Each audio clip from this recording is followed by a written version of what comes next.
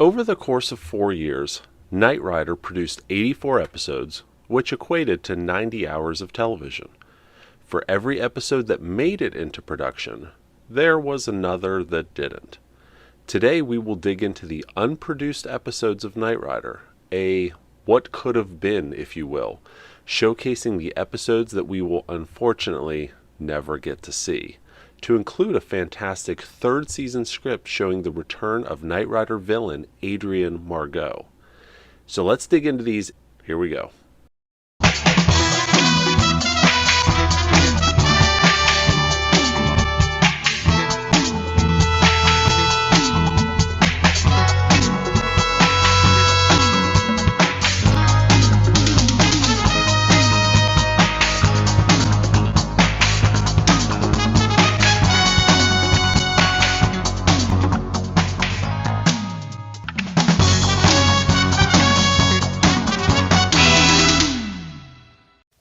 November 23rd, 1983, The Wind Devil. This story was written by Peter Dixon and Janice Hendler. Dixon co-wrote The Rotten Apples, while Hendler was an executive story consultant during Season 2 and helped to craft Kit the Cat, Ring of Fire, Nightmares, Silent Night, A Knight in Shining Armor, Speed Demons, Goliath Returns, and Dead of Night. The production number on this script is 57802, which places its development between produced episodes Return to Cadiz and Big Iron, a very early Season 2 story. A synopsis of the story is as follows. Michael and Kit are headed into an area of the desert known as the Deadlands to meet a scientist who is setting up a space antenna. They come across 3 huge prehistoric arrow carvings, all pointing ahead.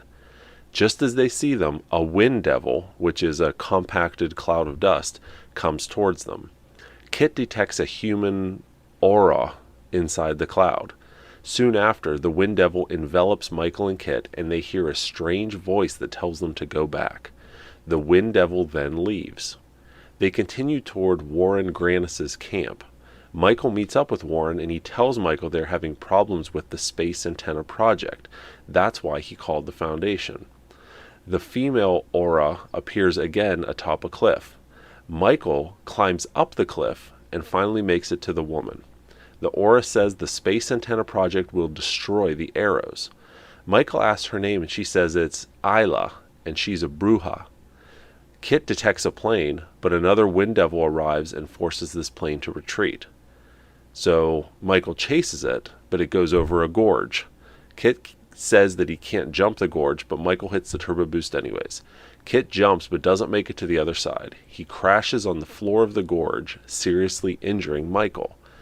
Isla nurses Michael back to health, then takes Michael to her home in the desert. She reveals that the whole desert sits on a vast lake of fresh water. The arrows point toward the water, and if they are destroyed, no one would be able to find the water. Isla then leads Michael to an oil rig nearby. Eric Galt, who is in charge of the rig, hits something and a gusher comes out. Eric believes it's oil, but it turns out to be water. They start to flee, but Michael stops them. After apprehending the Galts, Michael turns back to thank Isla, but she is gone, leaving Michael and Kit to wonder if she was, in fact, an illusion. November 13th, 1984. Girls' Night Out. This story was written by series writer Richard Oakey for the 3rd season. Its production number of 58634 puts it immediately after Circus Nights, which, by the way, aired as the 3rd season finale but was actually produced much earlier in Season 3. Girls' Night Out would be heavily reworked into the 4th season episode Night Behind a Bars, so some elements, such as character names, may sound familiar to you. Michael and Bonnie are in a nightclub dancing when Bonnie notices that her friend, Matt Erickson, is dancing with a young lady named Samantha. Michael spots Samantha's friend Julie Holmes and asks her to dance. She refuses his offer and walks away as Matt tells Michael that he lost his wallet and keys. He and Matt run to the parking lot in an attempt to catch the girls, but Julie and Samantha steal Matt's Ferrari and run him down during their escape.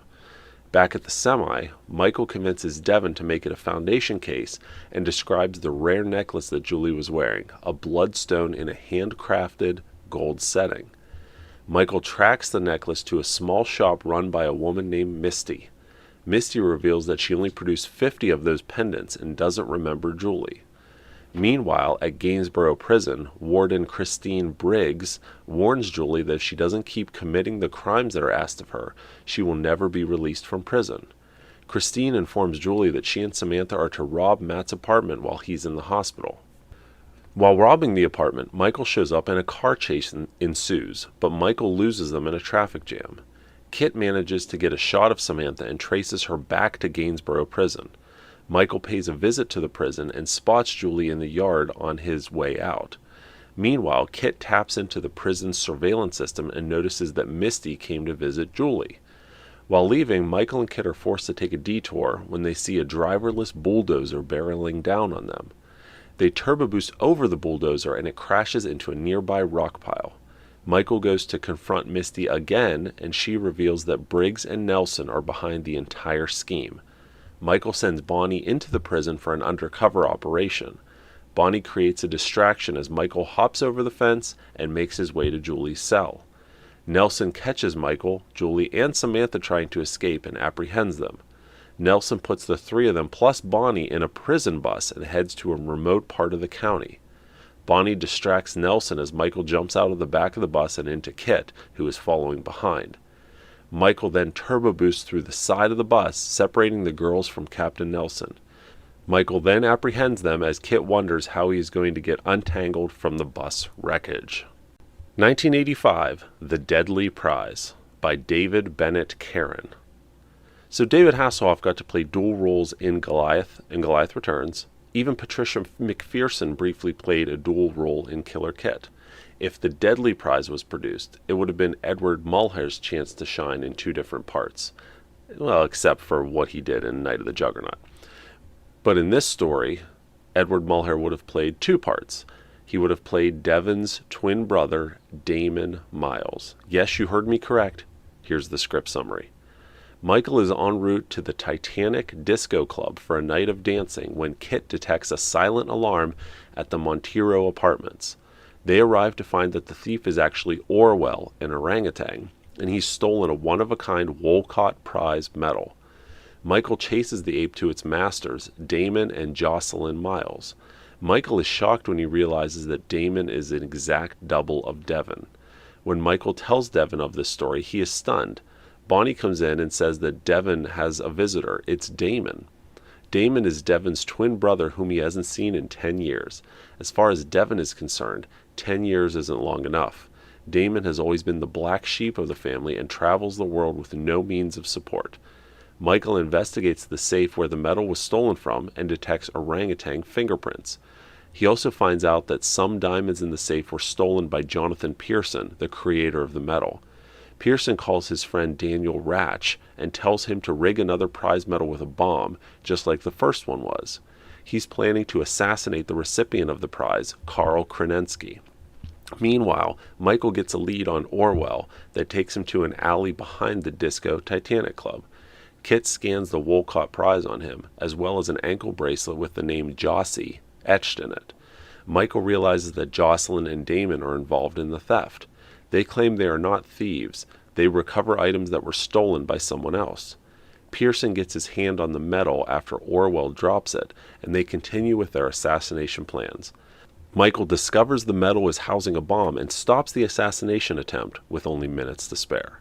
So a couple other interesting story points from the script. A scene in the semi has Bonnie pulling a flounder out of KITT's grill due to an earlier turbo boost through a fish truck. KITT says that the fish was ruining his olfactory circuits. The script also says that Devon's father's name is Charles, even though in Night Moves, Devon states that it's Cedric. Charles is deceased, but Damon has started an organization called the Charles Foundation that provides food and housing for poor children across the world. And according to the script, KITT has a blast shield mode, which seals up the car when a bomb is detonated inside. The air vac procedure is completed in this episode when KITT releases the smoke through his exhaust pipe. March 1st, 1985, Night School, written by Douglas Brenner. Production 58649, which places this story after the season finale night strike. Bonnie is a guest speaker at the Kappa Epsilon sorority at a large university. The co-eds listen carefully while Michael sleeps from boredom. Kit recognizes this and blasts marching band music through the comlink to awaken him. Two students, Stephanie Swan and roommate Jesse Cochran, approach Bonnie, Devin, and Michael after the speech, as they know her. Stephanie was just given a job at Flag and was going to start that summer. Later, Jesse confronts Stephanie and comments how she was acting strange at the speech.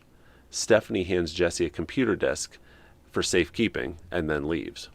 Later that night, Stephanie is working at a computer terminal when two men, Billy Bayless and Jonathan Stone, come in. A mysterious dialogue takes place, and it's clear that Stephanie helped the two men with something illegal. They strangle her to keep her quiet. Bonnie is devastated when she hears the news the next morning. Jesse then gives Michael the computer disk. Kit analyzes the 8 1/4-inch double-sided floppy disk and concludes that it contains some kind of a program designed to activate another program in the source computer, and is carrying a whopping 843.5 kilobytes of data. You gotta love the 80s. That night, Jesse returns to her room and finds Jonathan and Billy with masks on ransacking her dorm room. They escape and scale down the dorm wall. Michael hears the scream and gives chase, tackling Jonathan and almost unmasking him, but Billy hits Michael over the head and knocks him unconscious. Jonathan pulls out a gun to prepare to shoot, but Kit comes sliding in between Jonathan and Michael and blocks the shot. Later that night, Michael breaks into the university's computer center, realizing that the only computer on campus capable of handling that disk would be in that building. Kit loads the program remotely into the university's computers, and a screen pops up saying, "Top Secret, U.S. Government Research Project MY2647. Meanwhile, someone hacks into the air conditioning unit of the computer center and cuts a pipe that says, "Danger, ammonia gas." They also turn the thermostat down to 32 degrees and lock the door, sealing Michael in the small room. He calls for Kit, who comes rushing. Kit microjams to stop the flow of the ammonia gas and uses a grappling hook to pull down the door, then sucks the poison gas out of the air, saving Michael. Turns out the computer disk contained plans for a microwave transporter, a sophisticated device that can target people from long distances without destroying anything else around it. Needless to say, Michael and Kit stop them from building this device and save the day. As a side note, the running gag in this episode involves a Japanese sedan that talks. Doors ajar, fasten seatbelts, just like you would hear on some of the other cars of the day, except the tone of the computer voice in this car was very pushy, not like you would hear in a normal production vehicle, which made for some great comic relief. January 9th, 1985. Endangered Species by Douglas Brenner. Susan Tenpony is in the forest in American Indian country, searching for poachers' animal traps for any animals still alive. She finds one and rescues it, only to be spotted by the poachers, Mel Taggart and Billy Dunlap. Meanwhile, Michael and Kit are driving down the highway and see Susan running with the animal and being chased by the poachers. Kit hits them with his door and knocks them down long enough for Susan to get away. Susan returns to her grandfather, who has visions of a cowboy with a dark, talking horse who may be able to help her with her problem. Susan disregards these visions as nonsense and takes off for town. In town, she's spotted again by Mel and Billy, who threaten her if she doesn't leave the animal traps alone. Michael sees this and interjects. A fight ensues, but Michael knocks them out. After Susan hears Kit talking, she realizes that Michael is the person her grandfather had a vision about and asks for his help. Michael drives her back to her house and sees a room filled with animals that she has saved, all in various stages of recuperation. Susan tells Michael that Mel and Billy only want the rare animals as they are worth a lot of money. The rest they leave to die. Michael thinks someone else is involved in the scheme. Mel and Billy meet up with that other person, Rich Walker, who wants them to go to Susan's farm to get the animals she saved, and also wants them to kill Susan and Michael with a rattlesnake. Michael returns to the saloon in town, posing as a buyer of rare animal hides. The bartender gives Michael the name of Rich and where to find him. Michael leaves and the bartender goes to the back room where Rich is hiding, telling him the trap is set for Michael. Michael leaves and is crossing a bridge. A dump truck turns onto the bridge behind him and another on the other end of the bridge, trapping Michael and KITT, similar to the scene we see in No Big Thing. The men approach KITT and try to break in. Michael darkens KITT's windows and activates a new function in KITT, the GAG, or Generic Aroma Generator. KITT rattles off the different aromas he can produce: garbage dump, old fish bait, used sweat sock, garlic surprise, but Michael chooses skunk, classic skunk. KITT first hermetically seals the interior so Michael doesn't smell it, then unleashes the stench outside. The smell is too much for the men and they take off. Michael eventually takes out Mel, Billy, and Rich, stopping the poaching of the rare animals and allowing Susan and her grandfather to breathe a big sigh of relief. Interestingly, this story was written by Douglas Brenner, who also wrote the Night School unproduced script. Both of those scripts have the same running gag about this Japanese sedan that talks and becomes pushy. Brenner must have really thought that that was a clever idea, and I kind of agree. 1983, Blood Bay by Larry Forrester. This is a rare, rejected first season episode that would be heavily reworked into the season 2 episode Return to Cadiz. In fact, if you watch Return to Cadiz, you'll note that Larry Forrester is listed as a contributing writer. The production number of 57327 places this story between Chariot of Gold and Whitebird. Instead of Jennifer Shell and the Three Shells restaurant, we have Moira MacDarren and the Fish Shanty. Instead of the Finn Quest collecting abalone, we have the Pillar Precocia collecting abalone. Instead of Bobby Shell getting the bends and eventually recovering, we have Moira's brother Ian MacDarren, who dies from the cut airline of his scuba gear. Michael finds an ancient coin on Ian's body. Here it is Bonnie who gives KITT his amphibious mode. Michael and Moira take KITT out into the ocean, then dive to find Ian's wreck site to look for more coins. KITT still does the Long John Silver accent that we hear in Return to Cadiz. Later, Michael and Moira find themselves captive on the ship, with Michael's comlink ripped off and destroyed. KITT thinks he can detect them if he gets closer to the ship. Devin and Bonnie decide to disguise KITT on an old dredging barge and sail him out closer to the ship. Bonnie stays in KITT on the barge, while Devin, in short sleeves, messed up hair, and stained with grease and rust, pretends to be the barge captain. Meanwhile, KITT reveals to Bonnie that he records everything she says to him, and sometimes plays it back at night when he's lonely. Bonnie finds this really strange and tells him to stop. KITT notes that Bonnie's voice changes when she talks to Michael, insinuating that she has feelings for him. Devin and Bonnie save Michael, and he then takes KITT on shore to catch the bad guys. After a turbo boost over a seemingly random train, Michael needs to get up in the air to catch the bad guys. Get this, he paraglides using KITT to get up enough speed to make him airborne, just like Night in Retreat. Michael then catches the bad guys and saves the day. October 12th, 1984. Farewell, Michael Knight by Rita Augustus. The story begins at the home of Charles Bates, sitting at a desk in his home looking at a piece of paper. He senses someone is there, locks the paper in his desk, and goes out for a jog. A mysterious man, Dr. Frank Stanley, as we'll later learn, watches Charles as he has a heart attack and dies. Devin reads about it in the paper back at Flag and wants Michael to investigate, as a parapsychologist believes someone killed him and it wasn't a natural death. Michael doesn't believe in the supernatural and doesn't want to take the assignment, but Devin insists, so Michael leaves for the Lambden Institute in KITT, a full day's drive away from Flag. Meanwhile, Dr. Stanley talks to an associate of his and assures her that Michael will be coming. That associate is none other than Adrianne Margeaux.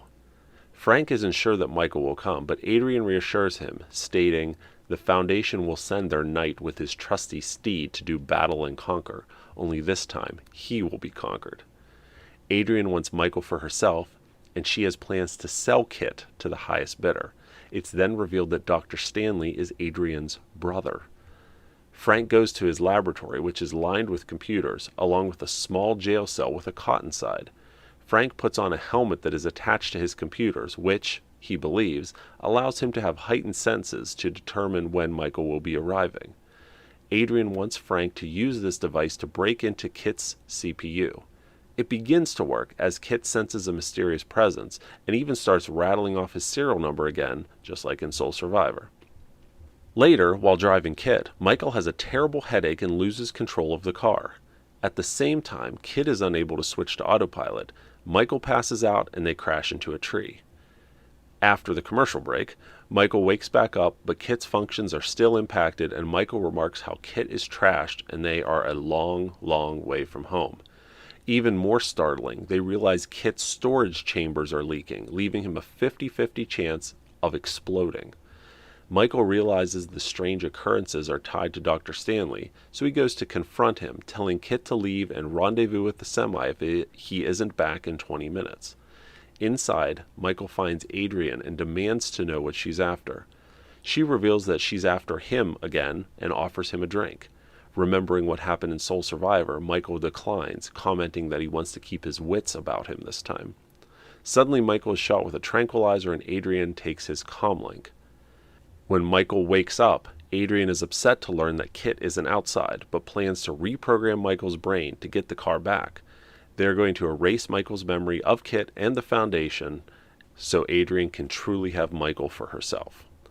Fortunately and uncharacteristically, while KITT is en route to the Foundation for repairs, he decides to disobey Michael's orders, turn around, and go back and save him. So he does that, and Adrianne is arrested yet again. So, oddly enough, while this story dates to late 1984, putting it in the third season, and we have mentions of Bonnie, there's no mention of Garth or any of the things that happened in Goliath Returns. It's almost like the writer of this story watched Sole Survivor but never watched Goliath Returns. Fall of 1985. So that would put it in the fourth season. Jet Tractor, also known as Night Jets, written by Mark Jones. This story was very, very close to going into production, according to some internal NBC memos we acquired. While we don't have the complete script, we do have a synopsis and notes. It is a battle of strength when Michael and KITT square off against super-powered jet tractors that are terrorizing a small group of farmers. The farmers stand in the way of a giant farming conglomerate run by mobsters who want to tear up their farm. But using all of KITT's talents, including going underwater, Michael survives the mobsters' attack and battles the super jet tractors in a metal-crunching, wheel-spinning tug-of-war of destruction. An NBC memo dated July 31st, 1985 had this episode, which at this point was titled Jet Tractor, being produced as one of the first 4 episodes of Season 4. The writing staff was awaiting the first draft revision as they found the original script disappointing. By October 1st of 1985, a couple months later, the script was renamed Night Jets, and notes indicated that the first draft revision still had major structure problems that involved repetitive action, and it was pushed further back in the schedule after the production of Out of the Woods. 3 weeks later, problems still persisted, and it was now pushed back until after the production of Killer KITT. By December 4th of 1985, the story was dropped completely.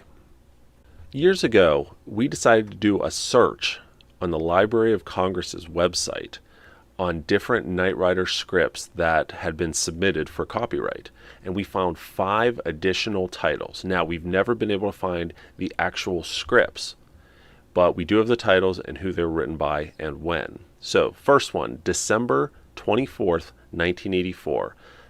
The episode would have been called Dancing Diamonds, written by Deborah R. Henderson.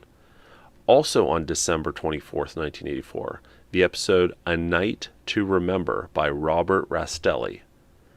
January 16th, 1985, Midnight Date with the Devil, again by Deborah R. Henderson.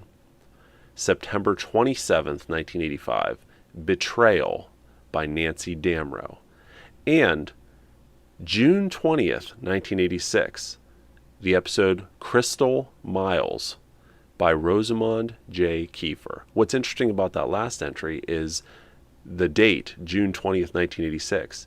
That was 4 months after the show had already wrapped. So perhaps the Library of Congress was late in filing that one. So, did you enjoy this trip down the lane of what could have been in terms of Knight Riders episodes?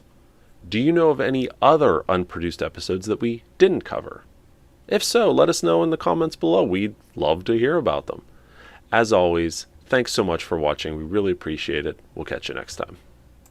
And now, while we listen to Joe's selection of Knight Rider music that we received directly from Don Peake himself, we'd like to thank these Patreon supporters.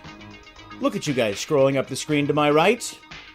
Wait a minute, how can you tell which side is my right, since you can't see me because I'm not on camera? Oh well, you know what I mean.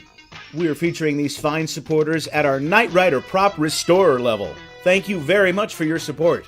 And for those of you at the Knight Rider History Hunter level, we're recognizing you right now in the description. Now, if you enjoyed seeing this golden nugget of Knight Rider history being rescued from obscurity, then please consider supporting us on Patreon. Your support would empower us to bring you even more of these historical nuggets. We are the Knight Rider Historians. Till next time, take care, everybody. Bye-bye.